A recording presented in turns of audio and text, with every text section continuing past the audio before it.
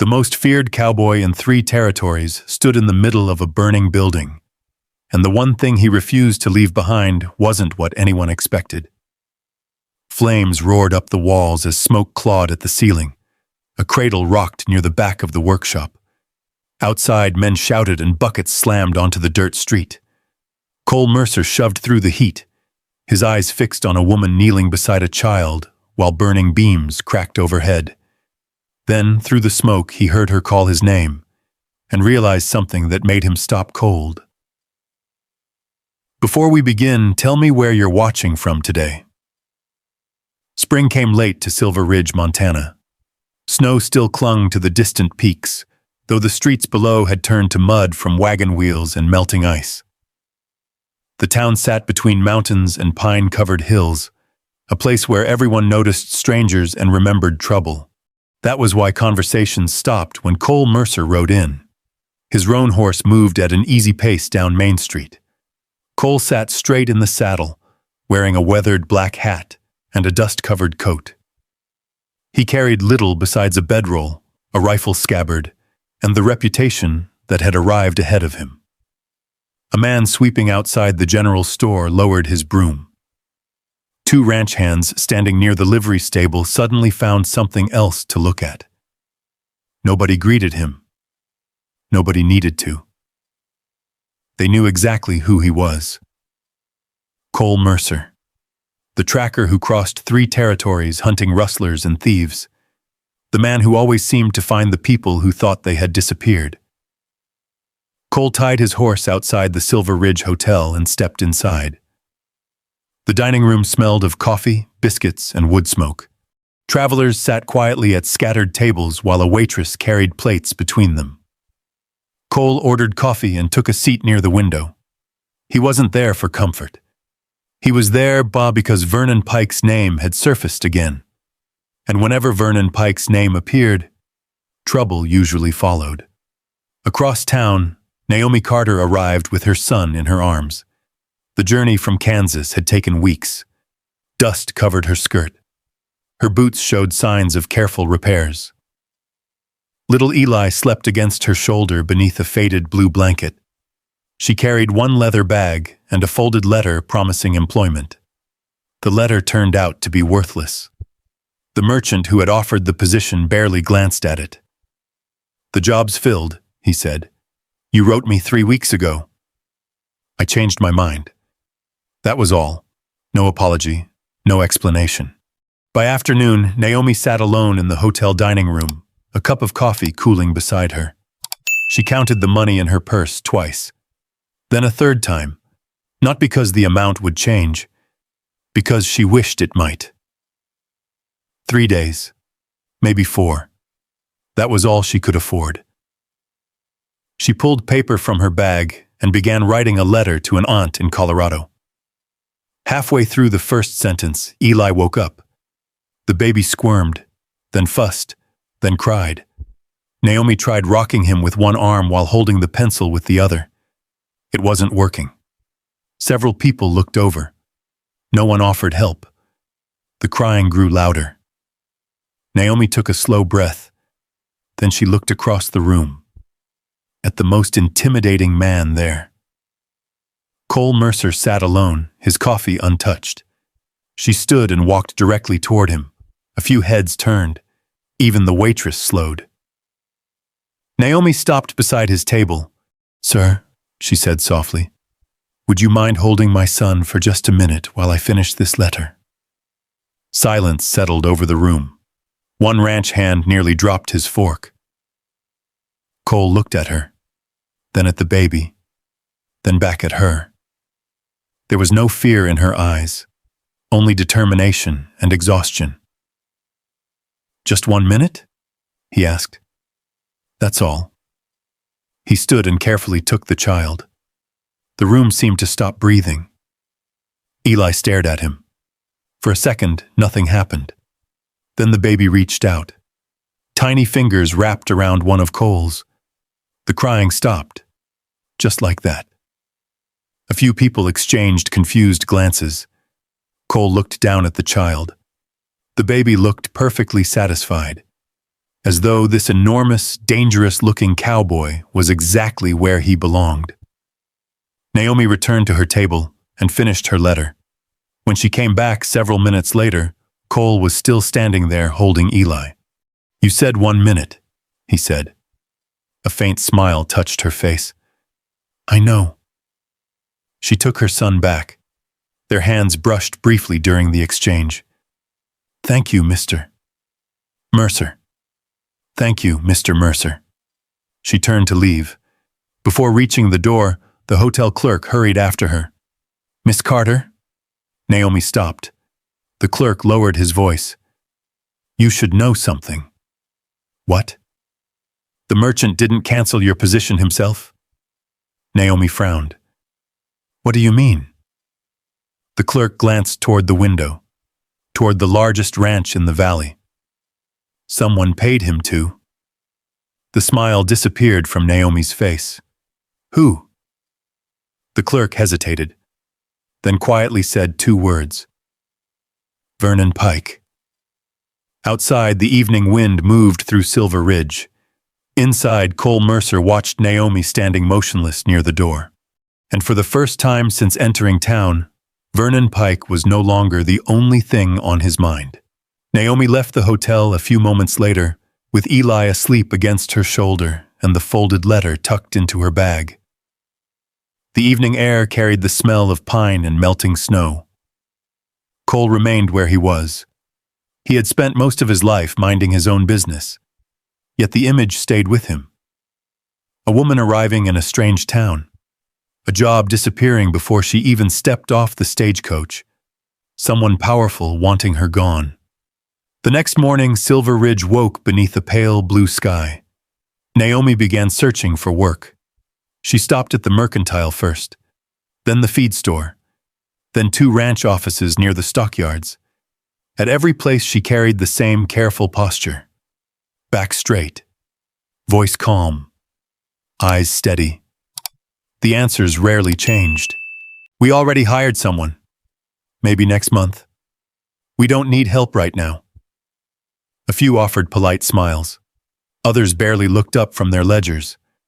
Naomi thanked each one and moved on. She never argued, never pleaded. By noon, she sat on a bench outside the post office feeding Eli from a bottle warmed in a tin cup of hot water. Across the street, Cole watched from the porch of the livery stable. He noticed small things. The way she checked every coin before buying milk. The way she folded receipts and tucked them neatly into her bag. The way she smiled at Eli even when nobody was smiling at her. 3 days later, she still had no steady work. That afternoon, Cole rode out to Avery Ranch. Tom Avery was supervising repairs on a broken corral gate when Cole found him. "You still looking for someone to keep records?" Cole asked. Tom wiped his hands on his trousers. "Been looking for months." "What about saddle repairs?" Tom laughed. "You volunteering?" "No." Cole glanced toward town. "Someone else." 2 days later, Naomi arrived at the ranch. Tom handed her a damaged ledger and 3 worn saddles. By sunset, she had corrected errors in the books that had been costing the ranch money for months.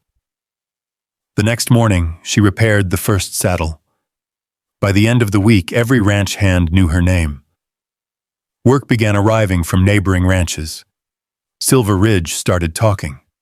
Not about her troubles, about her skill. One afternoon, Eli sat on a blanket outside the workshop while Naomi worked beneath an open window. The sound of hoofbeats approached. Eli immediately turned toward the street. His face lit up. Cole had barely dismounted before the child reached both hands toward him. Naomi noticed. "So that's how it is," she said quietly. Cole looked down at the boy. "I guess it is." For the first time, a smile appeared without warning. Small, gone almost immediately, but real. The weeks passed. Cole kept finding reasons to stop by. Sometimes a broken strap, sometimes a saddle horn needing repair, sometimes no reason at all. One evening, they sat outside the workshop as the sun slipped behind the mountains. Naomi stitched leather beneath a lantern. Cole sharpened a pocket knife against a whetstone. "You ever stay anywhere long?" she asked. Cole considered the question. "Not usually." "What happens after Vernon Pike?" "The same thing that happens after everyone else." "And that's?" "I leave."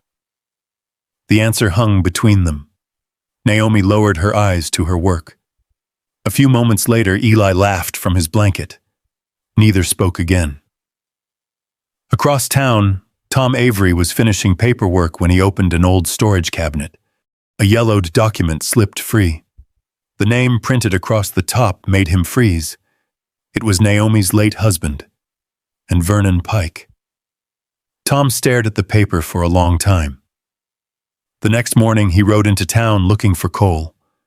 What he had discovered would change everything, and once Cole heard it, he realized Naomi Carter may have unknowingly ridden straight into the shadow of the man who had destroyed her family. Tom Avery found Cole near the blacksmith shop just after sunrise. The ranch foreman looked troubled. He handed over the folded document without a word. Cole opened it carefully. The paper was old. The ink had faded. Across the bottom sat two signatures. One belonged to Vernon Pike. The other belonged to Naomi's late husband. Cole read every line, then read it again. The document concerned land claims near the Western Valley. At first glance, it looked ordinary. It wasn't. The dates didn't match. The ownership records didn't match. And someone had altered figures after the document was signed. Tom watched his expression. "You see it too?" Cole nodded. "When did you find this?" "Yesterday." Tom glanced around before lowering his voice. "Naomi's husband filed a complaint against Pike years ago." Cole looked up. "Officially?" "According to old courthouse records." "And then?" Tom hesitated. "A few months later, he was dead." The words settled heavily between them. That evening, Cole walked Naomi back to Mabel Turner's boarding house. The sun was setting behind the mountains, painting the snowcaps gold. Eli slept against Naomi's shoulder. Neither spoke for several moments. Finally, Naomi broke the silence. "You've been distracted all day." Cole studied the dirt road ahead. "Just work." She looked at him. The kind of look that suggested she knew he wasn't telling the whole truth. But she let it pass. At the boarding house porch, she stopped. "Thank you for helping me." "I didn't do much." "You did." A small smile appeared. Then she disappeared inside. Cole stood there longer than necessary. The porch light glowed behind the window. For a brief moment, the wandering life he'd always known felt very far away. 3 days later, Naomi made a discovery of her own. She was sorting through the last belongings she had carried from Kansas. Old receipts, a broken pocket watch, several folded letters. At the bottom of the bag sat a leather-bound journal, her husband's. She opened it carefully. Pages filled with names, property lines, dates, notes, transactions. At first, none of it meant much, but one name appeared over and over.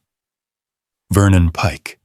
The same afternoon, someone entered Naomi's rented room. Nothing was missing.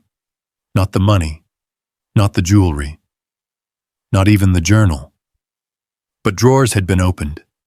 Papers moved. The room searched. Naomi stood frozen in the doorway. Eli stirred in her arms. Mabel Turner frowned as she examined the room. Whoever did this was looking for something specific. That night, Cole inspected the lock. Someone had used a thin blade. Professional, quiet, deliberate. The next morning, he told Naomi not to leave town alone. She crossed her arms. "I've managed alone this long." "I know." The answer came gently, not as an argument, as concern. For a second, neither looked away. Then Eli reached toward Cole and broke the moment. A week later, the mountains disappeared behind dark clouds. Rain threatened but never arrived. Wind moved through town all afternoon. Near dusk, Naomi remained inside the workshop, finishing a saddle order. Eli slept in a wooden cradle near the back wall. Outside, Main Street had mostly emptied. Then someone shouted. A second voice followed. Naomi looked up. Orange light flickered across the window. Her stomach dropped. Fire! The flames climbed the side of the building with terrifying speed. Smoke poured through the roof beams. Naomi rushed toward Eli's cradle. The heat hit her immediately. Boards cracked overhead. Outside, townspeople gathered helplessly. Buckets appeared.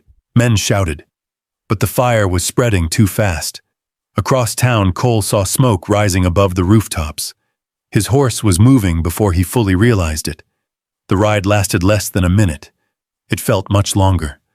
When he arrived, flames had already swallowed half the workshop. Someone grabbed his arm. "Don't go in there!" Cole pulled free. Naomi's still inside.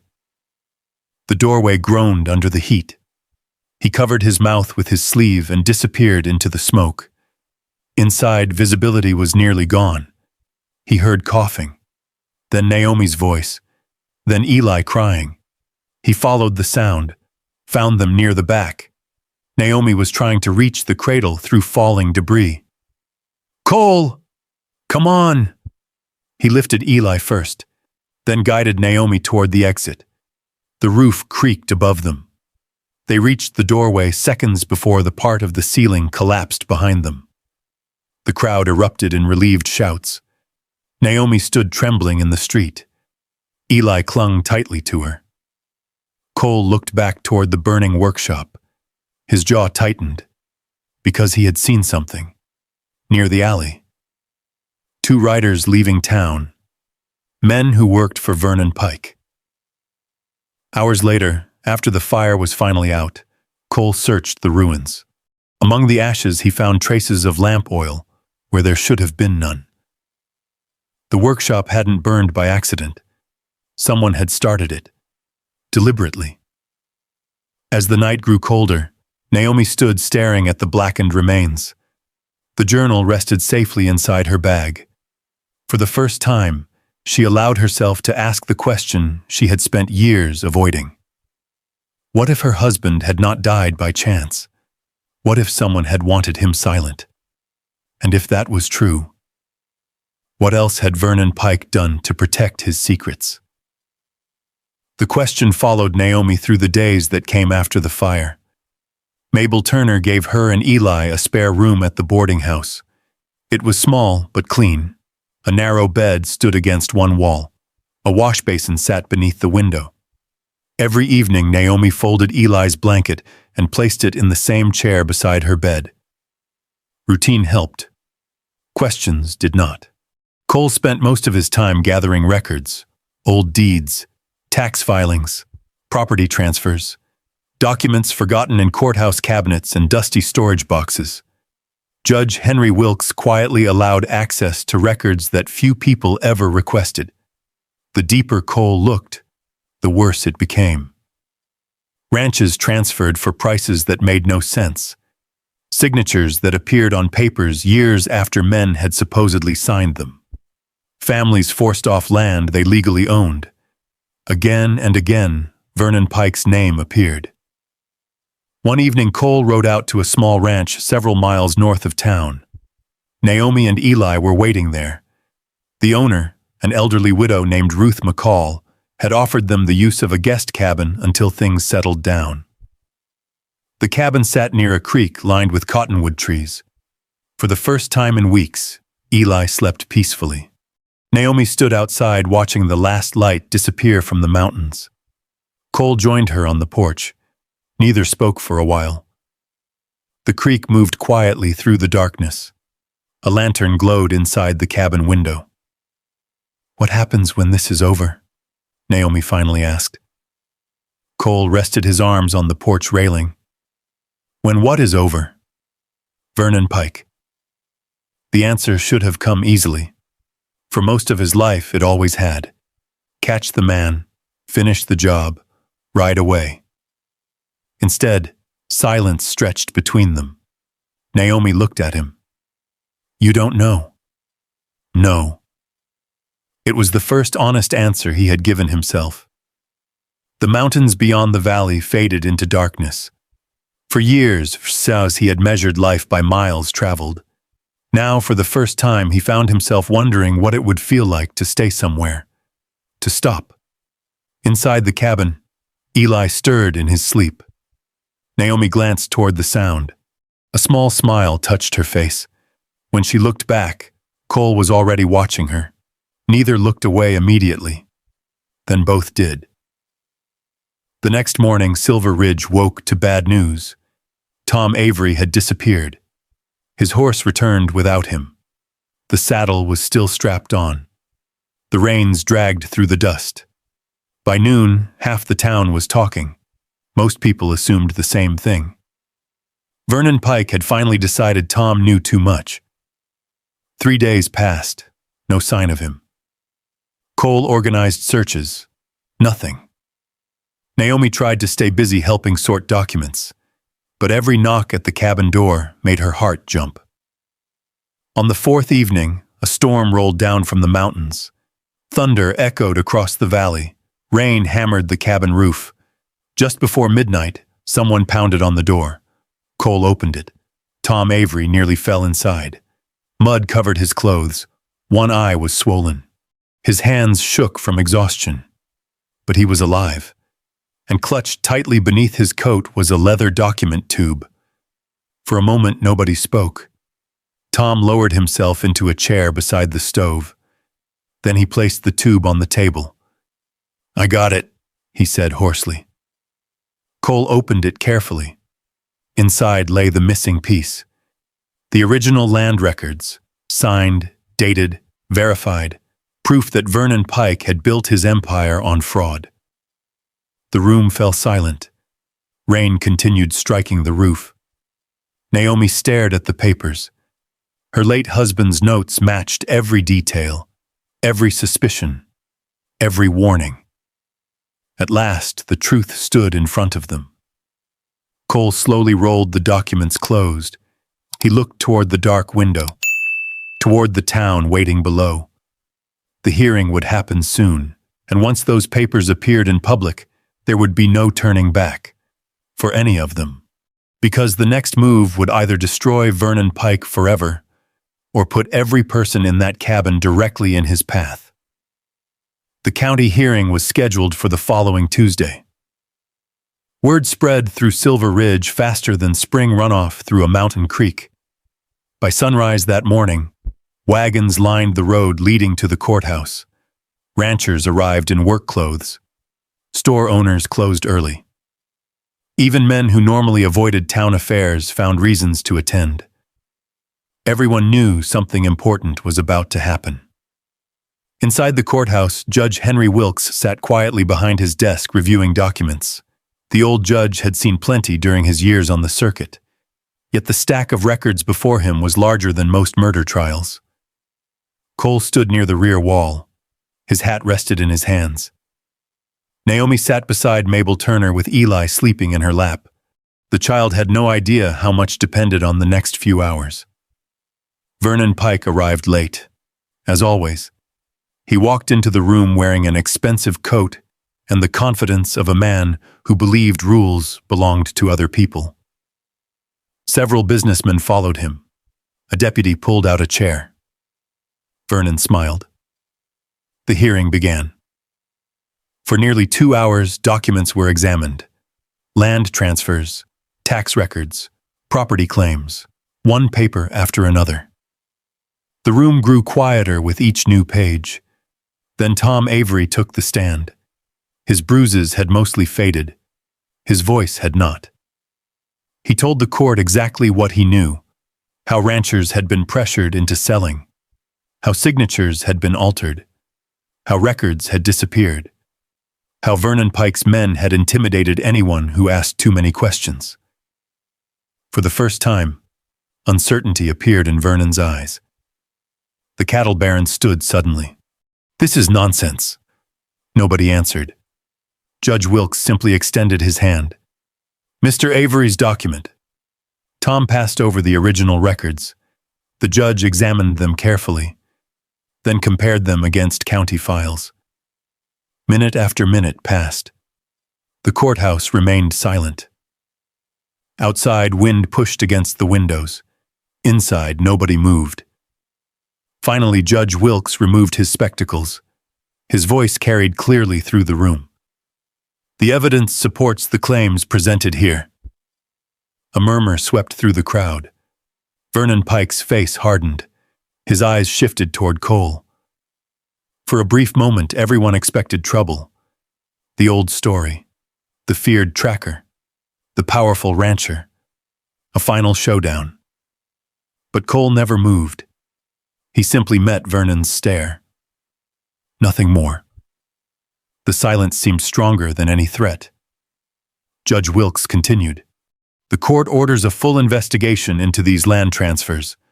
Vernon Pike will remain in custody pending review. The room erupted. Some people cheered. Others simply sat there stunned. Years of fear had ended in a few sentences.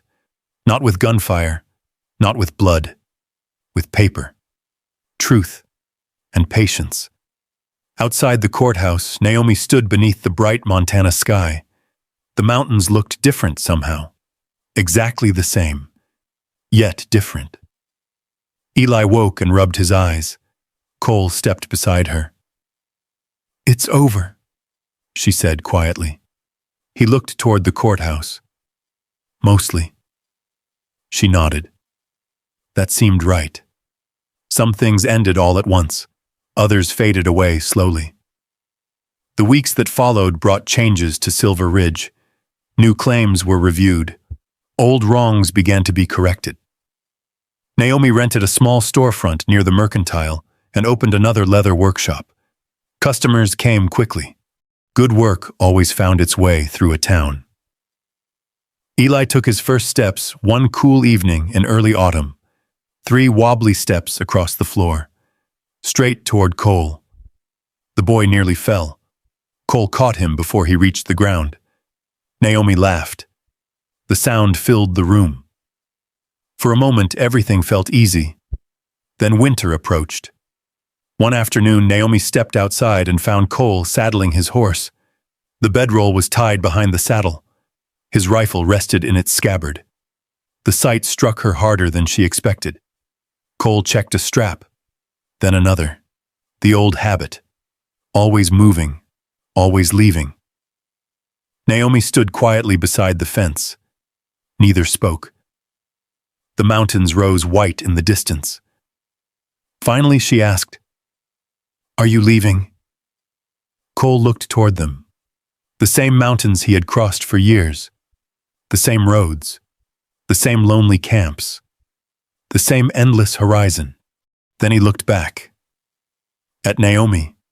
At Eli playing with a wooden wagon near the porch.